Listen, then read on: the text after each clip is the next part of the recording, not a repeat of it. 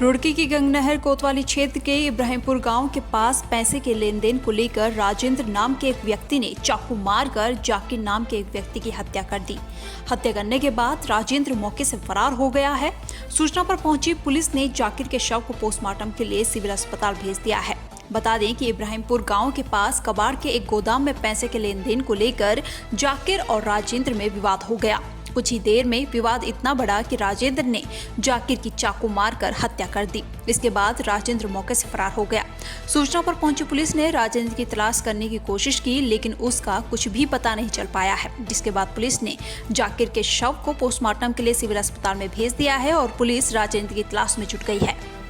SSP Haridwar Parvinder Doval की अध्यक्षता में आगामी लोकसभा चुनाव 2024 को शांतिपूर्वक संपन्न किए जाने के लिए उत्तर प्रदेश के बिजनौर, मुजफ्फरनगर, सहारनपुर के अधिकारियों के साथ हरिद्वार सीसीआर भवन में बॉर्डर मीटिंग आयोजित की गई। बॉर्डर मीटिंग में चुनाव को प्रभावित करने वाली गतिविधियों पर प्रभावी नियंत्रण के लिए दोनों प्रदेशों के सीमावर्ती जिलों में तैयारी शुरू करने के संबंध में बैठक में उपस्थित अधिकारियों द्वारा गहनता से विचार विमर्श करते हुए बैठक में उपस्थित संबंधित थाना अध्यक्षों को आवश्यक दिशा निर्देश दिए गए हैं।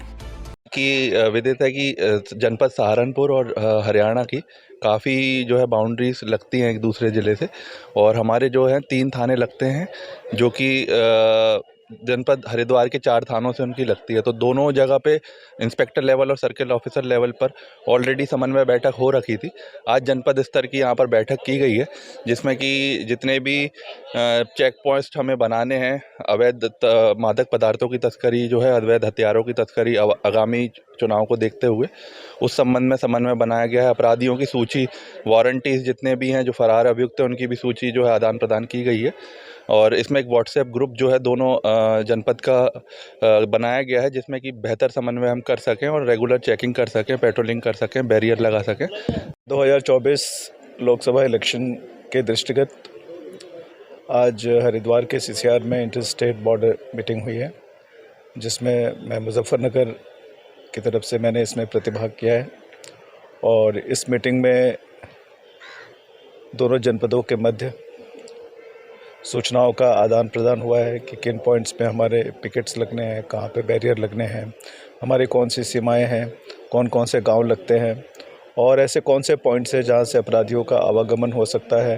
इन सारे बिंदुओं पर एक दूसरे के साथ सूचनाओं का आदान प्रदान हुआ है, और जिससे कि आगामी लोकसभा चुनाव शांतिपूर्ण तरीके से संपादित किए जा सके। सर, इलेक्शन को लेके जो इंटर बॉर्डर मीटिंग थी वो एक आयोजित की गई थी हरिद्वार में, जिसमें जो नाइबरिंग डिस्ट्रिक्ट्स हैं हमारे मुजफ्फरनगर, सहारनपुर और बिजनौर, इनके सभी एसपीज, उच्च अधिकारी, एसओ, इंस्पेक्टर्स वगैरह ने प्रतिभाग किया था। और हमारे जनपद के भी सभी उच्च अधिकारियों द्वारा, एसओ, इंस्पेक्टरों द्वारा प्रतिभाग किया गया था।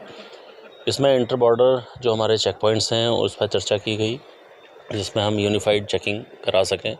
साथ में जो इलिसिट लिकर है या जो इलिसिट वेपन है, इनकी तस्करी वगैरह की रोकथाम के लिए जो एक कार्य योजना है, उस पर कार्रवाई के लिए एक कार्य योजना बनाई गई थी, उस पर हम लोगों ने वर्क कर रहे हैं।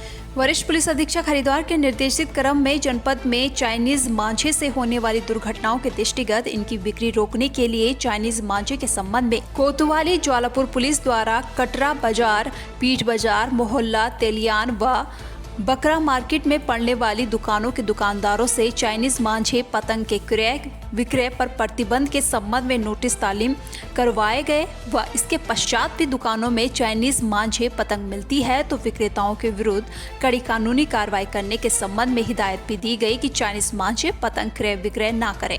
आगामी लोकसभा की तैयारियों में जोर शोर से जुटे पुलिस कप्तान परविंद्र डोभाल द्वारा लगातार की जा रही कार्रवाई का जायजा लेने के साथ साथ जनपद पुलिस को बिना लापरवाही संवेदनशील स्थानों पर सघन चेकिंग करने के भी निर्देश दिए गए हैं। उक्त क्रम में की जा रही चेकिंग के फलस्वरूप कोतवाली गंगनहर पुलिस टीम ने मुखबिर की सूचना पर छोटा हाथी चालक शराब तस्कर अमित कुमार को 7 पेटी अंग्रेजी शराब व 2 पेटी बियर के साथ दबोचने में कामयाबी हासिल की है।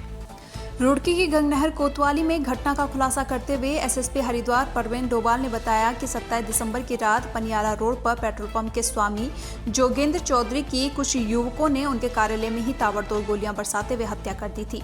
मृतक की पत्नी की तहरीर पर अज्ञात आरोपियों के खिलाफ मुकदमा दर्ज किया गया था। मामले में अलग अलग टीमों का गठन किया गया, जिनके द्वारा सीसीटीवी फुटेज, सर्विलांस और मुखबिर के आधार पर आरोपियों की तलाश शुरू की गई। जाँच में सामने आया कि मृतक का बेटा अनुराग नशे का आदी है और आपराधिक किस्म के युवाओं के साथ उसका मिलना जुलना है। पता लगा कि एक अपराधी प्रिंस खटाना, जो कि नोएडा का निवासी है, उसकी अनुराग से दोस्ती है। वह 27 दिसंबर को रुड़की आया था। इसके बाद पुलिस ने प्रिंस खटाना को गिरफ्तार किया। प्रिंस ने पुलिस पूछताछ में बताया कि उसने अनुराग के कहने पर जोगेंद्र की हत्या की है।